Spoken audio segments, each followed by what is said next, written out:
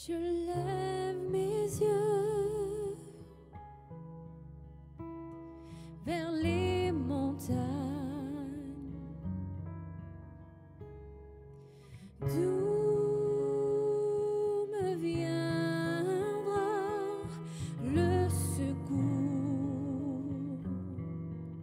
Le secours me vient de l'Éternel,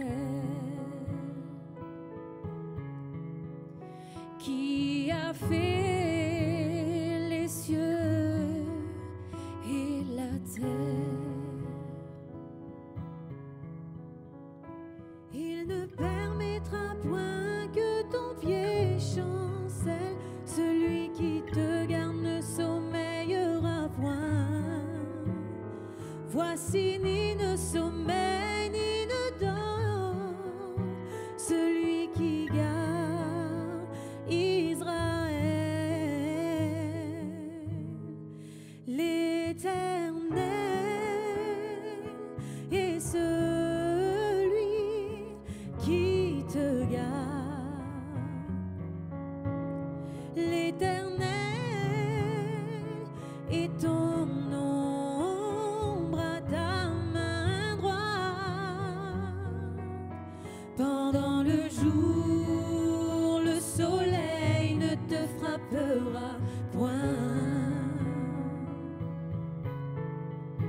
ni la lune pendant la nuit.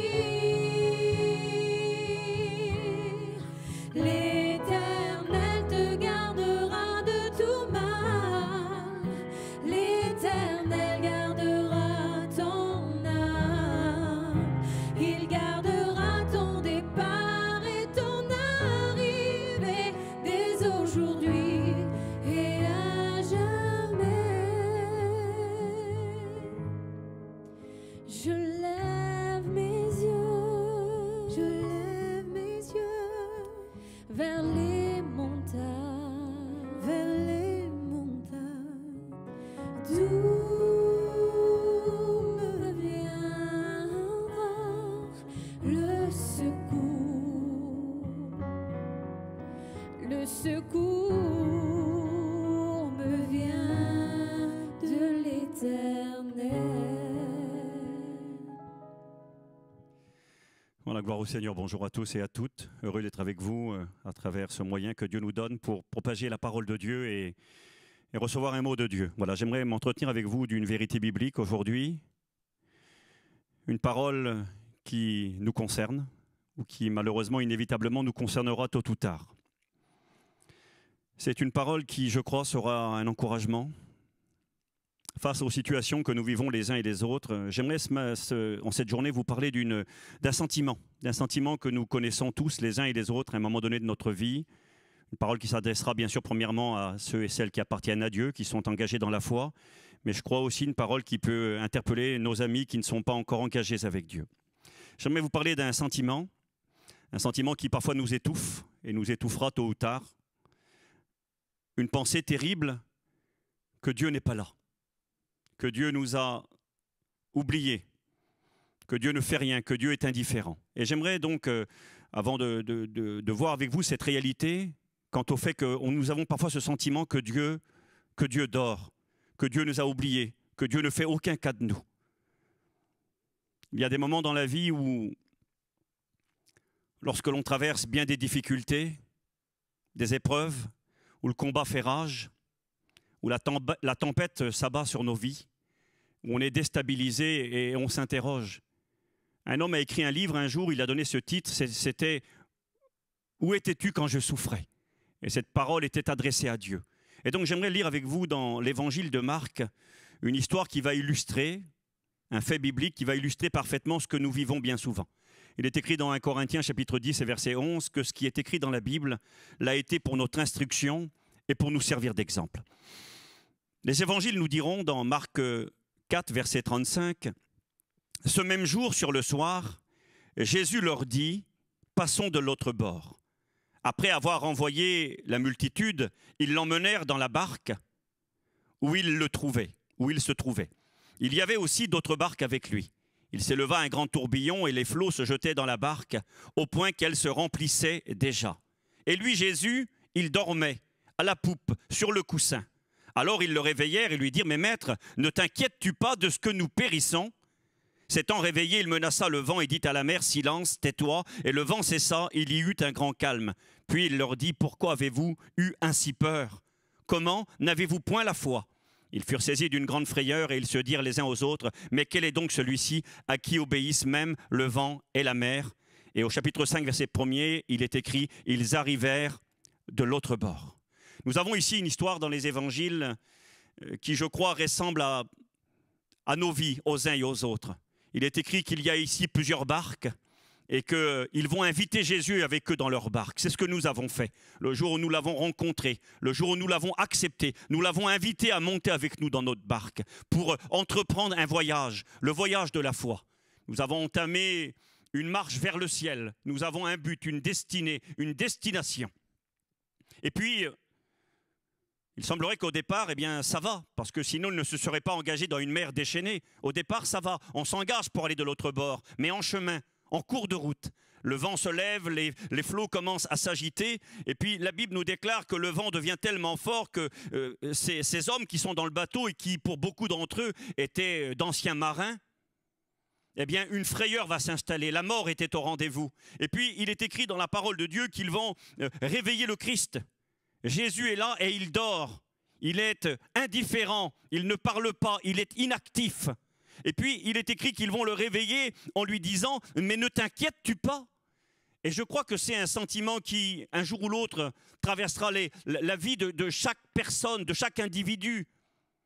Levant les yeux vers le ciel et de dire à Dieu « Mais où es-tu ? Mais que fais-tu ? Regarde ma situation, regarde ce qui m'arrive. » Ces moments où le ciel semble d'airain, ces moments où l'on crie vers Dieu et il semblerait que rien ne s'arrange, bien au contraire, la tempête bat son plein et de plus en plus. J'ai remarqué que des grands hommes de Dieu dans la Bible, et je pense en particulier au roi David, a fait la même expérience et a adressé les mêmes paroles à l'Éternel. Tels les disciples dans la barque, « Ne t'inquiètes-tu pas de ce que nous périssons? Ça ne te fait rien, regarde notre situation. » David, dans le psaume 35 et verset 22, s'adressera à Dieu et dira cette parole dans un contexte où sa vie était menacée, dans un contexte où la mort était au rendez-vous. Il est écrit dans le psaume 35, verset 1er, psaume de David, David dira « Éternel, défends-moi contre mes adversaires, combats ceux qui me combattent, brandis la lance et le javelot contre mes persécuteurs, qu'ils soient honteux et confus ceux qui en veulent à ma vie. » Sa vie était menacée. Verset 7, il dira « Sans cause, ils m'ont tendu leur filet sur une fosse. Sans cause, ils l'ont creusé pour m'ôter la vie. » Et il adressera une prière à l'Éternel. Il dira « Délivre le malheureux d'un plus fort que lui. » David est dans une situation compliquée. Sa vie est menacée. Il ne sait pas s'il va pouvoir vivre plus longtemps. Il n'y a plus d'issue possible. Et alors il s'adressera à l'Éternel en disant cette parole. « Éternel, tu le vois. Ne reste pas en silence. Seigneur, ne t'éloigne pas de moi. Réveille-toi, réveille-toi pour me faire justice. Mon Dieu et mon Seigneur, défends ma cause. » Voyez ce sentiment qui nous étouffe. Cette pensée terrible que Dieu n'est pas là, qu'il ne fait rien, qu'il ne dit rien, qu'il est loin, indifférent. Telle une personne qui dort. David va dire à l'Éternel, réveille-toi. Et les disciples dans la barque diront au Christ, réveille-toi. Mais Dieu dort-il? Dieu dort-il dans ta vie? C'est la question qu'on se pose quand la misère est là, quand le deuil est là, quand les prières ne sont point exaucées, quand la maladie perdure, quand on subit des injustices. La liste serait longue. Mais j'aimerais aussi vous citer cette parole de Asaph dans le psaume 83, verset 1er. Encore une fois, Asaph s'adressera à l'Éternel et dira « Ô Dieu, ne reste pas dans le silence, ne te tais pas, ne te repose pas. » Dieu se repose-t-il? Dieu dort-il? Ne te repose pas, ne te tais point. Voici tes ennemis s'agitent, ceux qui te haïssent lèvent la tête. Ils forment contre ton peuple des projets pleins de ruses. Venez, disent-ils, exterminons-les du milieu des nations. Psaume prophétique annonçant la situation d'Israël, et en particulier dans les temps de la fin. Eh bien, on voit encore les paroles du prophète qui ne comprend pas la situation. Une menace pèse sur son peuple, une menace d'extermination. Et il semblerait que Dieu ne fait rien, que Dieu est impassible, insensible. Et c'est quelque chose de terrible quand on vit de telles choses. Vous savez, ces nuits qui sont longues, où on ne dort pas, où notre tête d'oreiller est baignée de nos larmes, parce qu'on vit une souffrance, on subit une injustice, et on ne comprend pas pourquoi les choses ne changent pas. Eh bien, j'aimerais vous dire en cette journée et vous rappeler, avec la Bible, que le Dieu que nous servons ne dort pas. Que le Dieu que nous servons n'est pas indifférent ni lointain. Il est écrit dans le psaume 121, et nous y reviendrons, ce verset, au verset 3 et 4, il est écrit « Il ne sommeille ni ne dort celui qui te garde ». Il ne sommeille ni ne dort, parce que parfois c'est le sentiment que nous avons. Et puis, j'ai recherché dans la Bible ces nuits où le peuple de Dieu ont été accablés, ont été parfois désespérés. Ces nuits où pourtant Dieu dans le silence, sans faire de bruit, est intervenu, a pris position et a commencé à agir en faveur de ceux qui se confiaient en lui. Et j'aimerais vous rappeler que jamais Dieu ne nous abandonnera. Et que même si parfois, tel Jésus qui dormait dans la barque, nous avons ce sentiment qu'il est absent, qu'il ne fait rien, qu'il nous a oubliés, eh bien c'est un sentiment qui est mensonger. J'aimerais vous rappeler que Dieu est celui qui, dans les nuits les plus terribles, où tout semblait perdu, eh bien Dieu est intervenu. Et nous avons différents faits dans l'Écriture, et j'aimerais vous en citer quelques-uns brièvement. Dans le livre d'Esther, au chapitre 6 et au verset 1er, il est écrit « Cette nuit-là, le roi ne put pas dormir, et il se fit apporter le livre des annales, le livre des chroniques. On les lut devant le roi. » Quelle est cette histoire? Cette histoire nous parle d'un moment où le sort du peuple d'Israël était menacé. Un homme méchant, autoritaire, avec du pouvoir, du nom de Haman, avait obtenu l'autorisation de mettre en place un décret, une loi, proclamant la destruction du peuple d'Israël. On allait exécuter les femmes, les enfants, les vieillards, sans que le peuple d'Israël ne puisse se défendre. Et puis tout semblait perdu. Et puis la Bible déclare qu'un soir, une nuit, le grand roi de ce pays ne peut pas dormir. Pourquoi? Ce n'est pas écrit noir sur blanc. Vous savez, le livre d'Esther est l'un des deux livres qui, dans la Bible, où le nom de Dieu n'est pas cité. Et pourtant, Dieu est partout dans ce livre. J'aime bien cette expression. Un homme a dit cela un jour. Il a dit, le hasard, c'est l'endroit où Dieu se promène incognito. Dans le livre de Esther, nous voyons plein de circonstances, des concours de circonstances, et nous voyons la providence divine, où Dieu est à l'œuvre sans qu'il ne soit cité, où Dieu fait du bien sans faire de bruit. Et c'est exactement ce qui se passera. Dans cette nuit-là, le roi ne peut pas dormir. Mais pourquoi ne peut-il pas dormir? Parce qu'il y a un Dieu qui ne dort pas, où tout semblait perdu, où le sort d'Israël était scellé, l'extermination du peuple juif. Et derrière l'extermination du peuple juif, il y avait le salut du monde qui était en jeu. Parce que le salut vient des Juifs, parce que Jésus était un Juif, et Jésus allait naître de ce peuple-là. Et puis, à ce moment-là, tout semble fini. Et puis dans cette nuit, Dieu va tourmenter, Dieu va réveiller le roi et va l'obliger, va le pousser à demander à ce qu'on lui lise le livre des chroniques du peuple. C'est-à-dire, tous les faits importants étaient notés dans un livre et c'était donc les annales, l'histoire du peuple. Et puis là, il est écrit que cette nuit-là, le roi, ne pouvant dormir, va demander qu'on lui lise un petit peu les faits qui s'étaient déroulés dans son royaume. Et comme par hasard, ce hasard où Dieu se promène incognito, ils vont tomber juste dans une lecture où il était stipulé qu'un homme juif du nom de Mardoché avait fait du bien au roi, avait même protégé, sauvé la vie du roi. Et puis le roi va poser la question, mais qu'avons-nous fait à cet homme? Quel acte de reconnaissance lui avons-nous donné? Et il est écrit que les serviteurs qui étaient là vont dire, on n'a rien fait pour cet homme. Et à ce moment précis, c'était le matin, l'homme qui avait réussi, Haman, à adopté ce décret de la destruction du peuple d'Israël, arrive dans la cour du roi. Et puis, je couperai les détails de cette histoire, mais c'est extraordinaire. Dans la nuit, Dieu a réveillé le roi. Il a lu le passage précisément où un juif du nom de Mardochée avait fait du bien au roi, avait sauvé la vie du roi. Et puis donc là, le matin, quand l'homme méchant Haman arrive dans la cour du roi, le roi lui dit « Que faut-il faire à quelqu'un que l'on veut honorer? Que faut-il faire comme acte de reconnaissance à quelqu'un à qui on veut faire du bien ?» Et nous voyons dans cette histoire que tout va changer à ce moment-là. Mardochée va être élevé. La reine Esther va prendre la parole, elle va dévoiler le complot, ce qui avait été mis en place. Et nous voyons que tout va changer. La destruction va se transformer en bénédiction parce que dans la nuit, Dieu avait réveillé le roi de ce pays-là. Dieu est capable de réveiller les rois. Dieu est capable dans la nuit d'intervenir. Nous voyons dans le livre de la Genèse, au chapitre 41, versets 1er à 4, il est question de ce jeune homme qui s'appelait Joseph, fils de Jacob, un garçon qui avait connu bien des souffrances, vendu par ses frères, il n'a que 17 ans. Il devient esclave, il est envoyé loin de chez lui dans un pays étranger, il ne comprend pas ce qui lui arrive. Joseph, qui connaît Dieu, qui a mis sa foi en Dieu, qui connaît son Dieu, qui a vécu des expériences intimes avec le Seigneur, ne comprend pas ce qui lui arrive. Vous savez, il y a des moments dans nos vies où on ne comprend plus rien. Il y a des moments où bien des pourquoi et des comment surgissent dans nos cœurs. Vous savez, ce qui est plus dur à accepter quand on souffre, c'est l'injustice.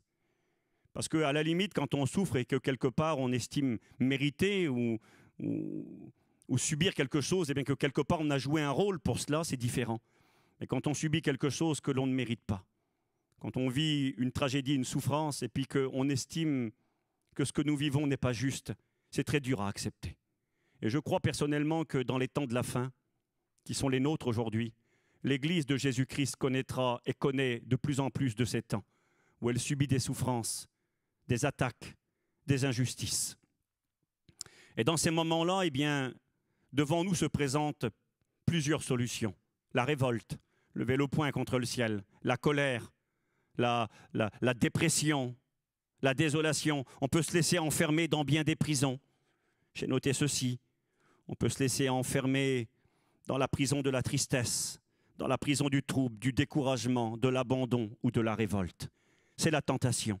Et là, Joseph, il a 17 ans, il est vendu par ses frères, qui le jalousent, qui ne le comprennent pas, qui veulent le tuer. Et puis, il partira, il finira esclave. Et puis ensuite, il finira en prison, encore une fois, injustement. Et puis là, il a environ 30 ans et ça fait des années que ça dure. Et peut-être que pour beaucoup, eh bien, ça fait des années que ça dure. L'injustice, la souffrance, l'incompréhension, les nuits où il semblerait que Dieu n'est pas là, où il semblerait que Dieu dort. Il est écrit dans la parole de Dieu qu'une certaine nuit, Joseph est oublié de tous. Son père pense qu'il est mort. Il est dans cette prison égyptienne. La situation semble finie pour lui.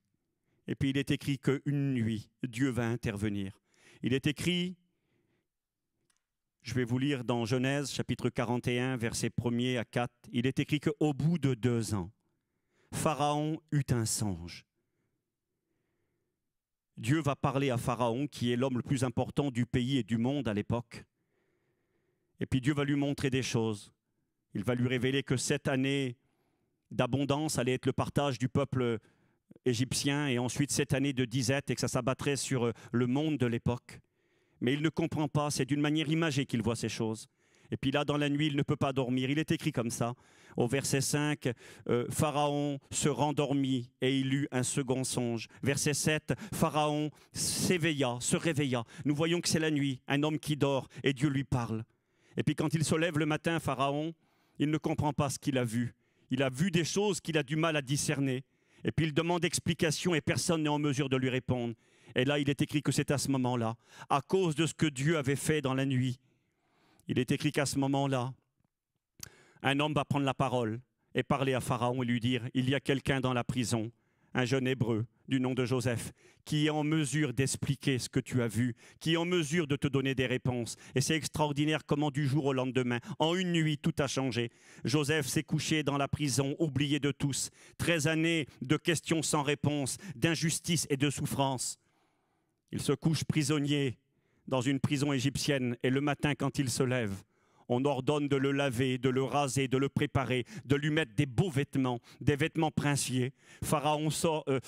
Joseph sort de la prison, est présenté à la cour de Pharaon. Il expliquera les rêves, les songes de Pharaon et il deviendra l'homme le plus puissant du pays. Il deviendra un ministre, un homme important et toute sa vie changera. Il s'est réveillé le matin en prison, le soir il dormira dans un beau lit, dans un palais. Tout avait changé parce qu'en une nuit, le Dieu qui ne sommeille ni ne dort était intervenu et avait transformé la situation.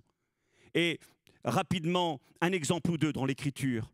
Dans le livre de l'Exode, au chapitre 16, versets 11 à 15, nous avons un peuple constitué d'environ 3 millions de personnes. La Bible nous enseigne qu'il y avait 600 000 juifs de plus de 20 ans qui ont quitté le pays d'Égypte sous l'autorité de Moïse quand Dieu délivra le peuple d'Israël de la tyrannie égyptienne. 600 000 hommes. On pense qu'il y avait autant de femmes. 1 200 000. Avec les enfants, au moins 3 millions d'individus. Et là, nous avons un peuple énorme de 3 millions d'individus qui quittent le pays d'Égypte et puis qui s'engouffrent dans le désert du Sinaï. Et là, dans ce désert, dit la Bible, eh bien, ils vont éprouver la faim et la soif. Et ils vont crier vers l'Éternel. Ils vont demander à Dieu d'intervenir et de leur donner de la nourriture. Et j'aimerais vous lire la Bible, brièvement. Dans le livre de l'Exode, nous est rappelé, au chapitre 16 et verset 11, comment Dieu va intervenir. Il est écrit, l'Éternel s'adressa à Moïse et dit, « J'ai entendu les murmures des enfants d'Israël. Dis-leur qu'entre les 2 soirs, vous mangerez de la viande et au matin, vous vous rassasierez de pain. Et vous saurez que je suis l'Éternel, votre Dieu. » Le soir, il survint des cailles qui couvrirent le camp. Et au matin, il y eut une couche de rosée autour du camp. Quand cette rosée fut dissipée, ils trouvèrent du pain. Et moi j'ai noté ceci, Dieu dans la nuit, le plus grand des boulangers, fabriquera et préparera du pain. Et en tant que plus grand des boulangers, fabriquera des tonnes de pain. J'ai fait un calcul qui est peut-être enfantin et simple. J'ai calculé 3 millions d'individus qui consomment 200 grammes de pain. Ça fait 600 tonnes de pain. Il n'y a rien, on est dans le désert, le soir on se couche le ventre creux, il n'y a pas de possibilité de se rassasier, d'être nourri, d'être désaltéré. Et puis le matin quand ils se lèvent et qu'ils ouvrent leurs yeux, le Dieu qui fait du bien sans faire de bruit, le Dieu qui ne sommeille ni ne dort, le Dieu qui dans les nuits où nous nous sentons abandonnés et que nous croyons qu'il dort et qu'il nous a oubliés, ce Dieu est en train d'agir dans le silence. Et quand le matin il se lève, une simple rosée disparaît et il y a des tonnes de pain partout autour d'eux, le pain qui vient du ciel. J'ai calculé environ 600 tonnes de pain. Il est écrit qu'ils vont aussi avoir de la viande. Alors quand vous regardez les quantités, elles sont astronomiques. Dans le livre des Nombres, chapitre 11, verset 31, il est écrit « L'Éternel fit souffler de la mer un vent qui amena des cailles, et il les répandit sur le camp, environ une journée de chemin d'un côté et environ une journée de chemin de l'autre. » Autour du camp, il y en avait près de 2 coudées, c'est-à-dire 1 mètre de haut, au-dessus de la surface de la terre. Si on prend ce texte au littéral, alors c'est peut-être un langage imagé pour faire comprendre la grande quantité énorme, mais le texte précise que sur une journée de marche, 20-30 kilomètres, sur 1 mètre de haut, il y avait de la viande en abondance. Moi j'ai noté ceci. J'ai marqué, le Dieu que nous servons est le plus grand des boulangers, capable de donner du pain à ses enfants, de multiplier avec rien et de faire le miracle. 600 tonnes de pain, j'ai noté 500 grammes de viande, ce qui est peu pour des gens qui sont affamés. 3 millions d'individus, ça fait 1 500 000 kilos. Ça fait 1500 tonnes de viande. Le plus grand des bouchers, le plus grand des boulangers. Dieu ne dort pas. Dans la nuit, il interviendra. Un dernier exemple dans la parole de Dieu. Lorsque le peuple d'Israël quittera le pays d'Égypte encore une fois et qu'il arrivera devant la mer, une impasse. Ils sont bloqués, la mer est devant eux. Derrière eux, les chars ennemis égyptiens. Ils sont dans un étau. Nous vivons ces sentiments parfois. Il n'y a plus d'issue pour nous. On ne voit pas d'échappatoire à notre situation. On ne voit pas comment on s'en sortira. On s'est résigné, on se dit c'est fini pour nous. Il n'y a plus d'espoir, c'est terminé. Et c'est ce que vit le peuple d'Israël. Ils sont pris en étau, ils ne peuvent plus s'en sortir. Et puis il est marqué comme ça dans la parole de Dieu. Vous pourrez le lire chez vous. Dans Exode 14, versets 9 à 15, il est écrit que pendant toute la nuit, toute la nuit, le Dieu qui ne sommeille ni ne dort. Dieu va envoyer un vent impétueux contre la mer, et puis qu'un chemin va se frayer, une route. J'avais noté ceci, Dieu est le plus grand des boulangers, Dieu est le plus grand des bouchers, et Dieu est le plus grand, j'ai marqué, le plus grand constructeur de routes. Et en une nuit, le soir, on se couche, il n'y a plus d'issue, c'est terminé, la mort est au rendez-vous, on ne peut plus finir, on ne peut plus partir. Et le matin, quand ils ouvrent les yeux et qu'ils regardent, il y a dans la mer une route qui a été faite par l'Éternel. Et le peuple pourra traverser à pied sec. La délivrance était là. Les ennemis qui suivirent derrière furent engloutis. Et ce fut la grande délivrance pour le peuple d'Israël. Oui, c'est vrai. C'est une conviction profonde dans mon âme. Et j'ai besoin de repasser ces vérités dans mon cœur. Dans ces moments où je ne comprends plus ce qui m'arrive. Dans ces moments où la nuit est longue, dans ces moments où le silence est étouffant. Vous savez, le silence rend mal à l'aise. On n'aime pas le silence. Nous vivons dans un monde et dans une société où il y a du bruit en permanence.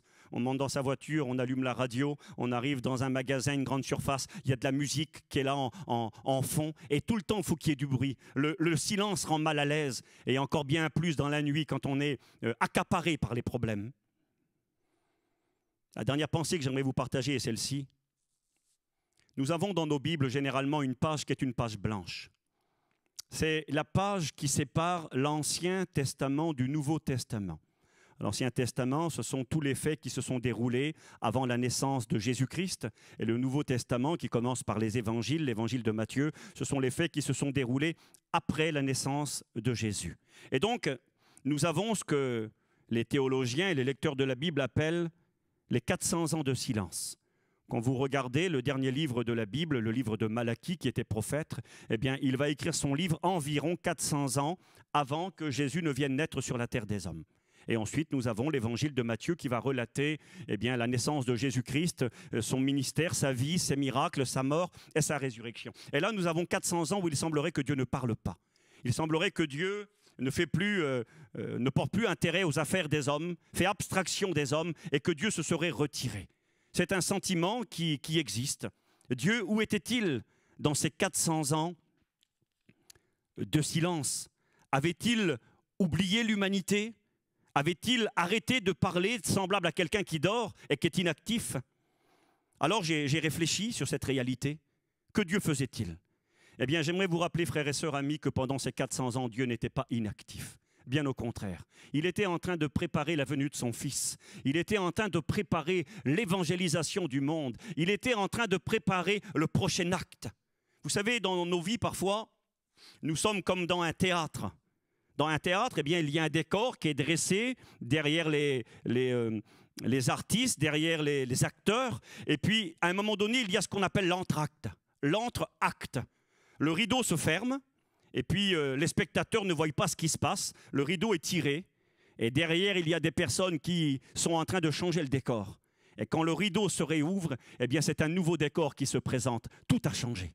Bien, je crois, mes amis, mes frères et mes sœurs, que nous avons besoin de nous rappeler que le Dieu que nous servons, qui ne sommeille ni ne dort, dans les moments les plus terribles de nos vies, dans les moments où on touche le fond, où on ne comprend plus rien, il est celui qui, dans le silence, est en train de préparer le prochain acte de nos vies. Il est celui qui, dans la nuit, est en train d'ouvrir une voie dans la mer. Il est celui qui, dans la nuit, est en train de préparer du pain ou de la viande. Il est celui qui, dans la nuit, va réveiller le pharaon, l'homme le plus puissant d'Égypte, et qui fera que la situation de Joseph changera littéralement. Il est celui qui réveillera le dirigeant du peuple perse, et qui fera que tout sera transformé pour le peuple d'Israël. J'ai noté ceci. Pendant ces 400 ans de silence, des grandes puissances ont dominé le monde, des puissances étrangères. Parmi elles, il y a eu le fameux empire grec d'Alexandre le Grand, qui a dirigé le monde. On était dans les 400 ans de silence. Et qu'a apporté l'empire d'Alexandre le Grand? Eh bien, il a apporté la langue universelle, la langue unique, une langue où tout le monde pouvait se comprendre. Le grec s'est propagé dans tout l'Empire et il est devenu une langue écoutée et pratiquée par de nombreux peuples. Elle devenait cette langue la langue universelle. Dans cette même période, j'ai noté en moins 270 avant Jésus-Christ, à la demande de Ptolémée II, on a fait la traduction de la Bible. La Bible, l'Ancien Testament, était écrit en langue hébraïque, en araméen.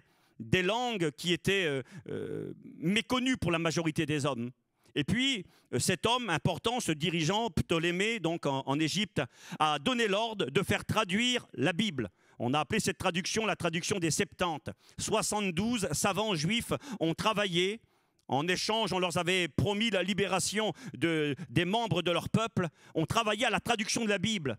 Et la Bible, qui était un livre réservé à une élite, réservé à une catégorie d'individus, a été traduite en langue vulgaire, traduite en grec, et est devenue ainsi disponible. Et quand vous lisez la parole de Dieu dans les Actes des Apôtres, vous allez vous rendre compte que quand l'évangélisation du monde va commencer, eh bien la Bible qui était utilisée, que ce soit par le ministre éthiopien dans les Actes des Apôtres, eh bien, ou que ce soit par l'apôtre Pierre et les autres, c'était la fameuse traduction des Septante qui avait été préparée. Et juste pour vous dire que dans cette page de silence, dans ces 400 ans de silence, Dieu était en train de permettre qu'une langue universelle soit mise en place, le grec que tout le monde pourrait comprendre. La Bible a été traduite dans une langue intelligible qui permettrait de devenir accessible à tous les peuples. Et puis dans cette période également, et je vais terminer, eh bien, l'Empire grec s'est écroulé et c'est l'Empire romain qui a pris le pouvoir. Et dans cette période où l'Empire romain a pris le pouvoir, eh bien, l'Empire romain a commencé à entreprendre, en moins 27 avant Jésus-Christ, a commencé à entreprendre la construction de routes. Et là, des routes ont été construites un peu partout. D'où l'expression que tous les routes mènent à Rome. On a commencé à construire des routes. Et puis là, le moyen de voyager a évolué. Les routes ont été sécurisées, il y avait des garnisons romaines un peu partout. On a fait des routes pavées et c'est devenu beaucoup plus aisé de se déplacer. Et puis j'ai réalisé dans mon âme que dans ces 400 ans où Dieu demeurait dans le silence, où il semblait demeurer inactif et passif, Dieu était en train de préparer la venue de son Fils. Il était en train de préparer l'évangélisation du monde. Quand vous lisez les Écritures, il est dit des apôtres, il est dit d'eux, ces hommes qui ont bouleversé le monde sont aussi venus chez nous. Mais comment, dans un temps si court, avec des moyens si limités, il y a 2000 ans, ont-ils pu percuter le monde de l'époque? Eh bien parce que Dieu, dans le silence, avait tout préparé. Une langue universelle, la Bible à la portée de tous. Des routes praticables que Paul va emprunter et les apôtres, leur permettant dans le royaume d'aller propager la bonne nouvelle de l'Évangile. Oui, dans le silence, Dieu intervient. J'ai noté et je terminerai. Dieu te dit et aimerait te rappeler en cette journée, à travers l'écoute de cet enregistrement, il aimerait te dire et te rappeler, je ne dors pas, je ne suis pas fatigué. Vous savez, Jésus dans la barque dormait, il dormait en tant qu'homme, parce qu'il était limité dans un corps humain. Il connaissait la faim, il connaissait les limites corporelles, il connaissait la soif, il connaissait la fatigue, et il dormait réellement dans ce bateau. Et aujourd'hui, tu n'as pas besoin de dire à Dieu, réveille-toi. Tu n'as pas besoin de dire à Dieu, ne reste pas dans le silence. Dieu ne dort pas. Je ne dors pas, te dit le Seigneur. Je ne suis pas fatigué. Je ne t'ai pas oublié. Je suis là tous les jours, à chaque instant, avec toi. Il nous l'a promis. Matthieu 28 et verset 20. Voici, je suis avec vous tous les jours jusqu'à la fin du monde. J'ai noté, Dieu pourrait te dire aujourd'hui, et il te le dit, je suis à l'œuvre dans le silence. Je fais du bien sans faire de bruit. Je ne t'ai pas oublié et encore bien moins abandonné. Lève la tête et redresse-toi. Je suis en train de préparer le prochain acte de ta vie. Vous savez, dans nos pires souffrances, dans nos pires injustices, dans nos pires misères, où tout semble perdu, c'est souvent là que nous allons voir la gloire de Dieu comme nous ne l'avons jamais vue. Et Dieu nous invite en cette journée à nous confier en lui, à ne pas perdre courage, à lever notre tête et à prendre conscience qu'il est là, à nos côtés. J'aimerais prier pour vous un instant. J'aimerais que vous puissiez prendre conscience chez vous. Je vous partage cette anecdote et je prie. Je connais un pasteur, un vieux pasteur. Il y a de cela quelques années, il était chez lui le soir et il avait fait une installation de fortune pour avoir un peu d'électricité dans sa caravane pour lire la Bible le soir. Et puis cette installation, un fil branché sur la batterie de sa voiture, dans la nuit, eh bien, quelque chose s'est produit. L'installation a mal fonctionné et puis ça a commencé à prendre feu. La caravane a commencé à brûler. Et ce pasteur était en train de dormir. Il ne savait pas, il n'était pas conscient du danger qui le menaçait. Et puis là, Dieu, dans la nuit, ce Dieu qui ne sommeille ni ne dort, a réveillé un chrétien. Un chrétien qui était à quelque distance de là et il lui a dit, il faut que tu téléphones maintenant à mon serviteur. Le frère s'appelait le frère Lani Duval. Il faut que tu appelles le frère Lani maintenant. Et ce chrétien dans la nuit, réveillé par Dieu, par ce Dieu qui ne sommeille ni ne dort, ne savait que faire. Est-ce que ça vient de moi? Je ne vais pas appeler la personne en pleine nuit. S'il ne le fait pas, le pasteur meurt brûlé dans sa caravane. Et puis, sentant que ça venait de Dieu, que Dieu l'avait réveillé, le frère a téléphoné. Il a téléphoné, puis ne comprenant pas vraiment ce qu'il faisait. Et quand le téléphone a sonné, Lani s'est réveillé et il a vu que dans la caravane, il y avait de la fumée et que ça commençait à prendre feu. Il s'est réveillé, il a éteint. Et ce soir-là, il fut sauvé par le Dieu qui ne sommeille ni ne dort. Dieu ne sommeille ni ne dort pour toi non plus. Il ne t'a pas oublié. Et dans les silences de ta vie, il est à l'œuvre et il prépare le prochain acte. Et le plus beau des actes qu'il prépare, la plus belle des nuits où tout va changer, eh bien, c'est que très bientôt, il revient. Il revient nous chercher. Et vous savez, certains se seront endormis dans un lit de maladie. Certains se seront endormis dans un lit de tristesse, de combat, d'injustice et de peine. Mais quand ils ouvriront leurs yeux, ils seront dans le ciel avec Jésus. Nous l'attendons. Il vient bientôt et en attendant ce jour, il est à nos côtés. Je prie pour vous. Seigneur, merci. Merci de nous rappeler par ta parole que tu es là. De nous rappeler que nous allons aller de l'autre bord. C'est vrai, Seigneur. Parfois en chemin, les grandes vagues, le vent qui souffle fort nous font peur. Et puis on a le sentiment et l'impression que tu ne t'inquiètes plus de nous, que tu ne fais plus cas de nous. Mais tu nous rappelles par ta parole, tel un baume apaisant, que nos cœurs ne se troublent pas, que notre cœur ne s'alarme pas. Tu es là, tu marches à nos côtés, tu veilles sur nous. Tu nous aimes plus qu'une maman aime son nouveau-né, aime son enfant. Jamais tu ne nous abandonneras. Nous voulons nous confier en toi. Et nous voulons, en silence, attendre le secours de l'Éternel. Merci parce que tu es celui qui change le mal en bien. Tu es celui qui transforme les temps et les circonstances. Et nous voulons te faire confiance. Merci que ta parole bénisse les cœurs, apporte le baume et la consolation par le Saint-Esprit. Et qu'à toi seul revienne toute la gloire dans le nom de Jésus ton Fils. Amen. Que Dieu vous bénisse.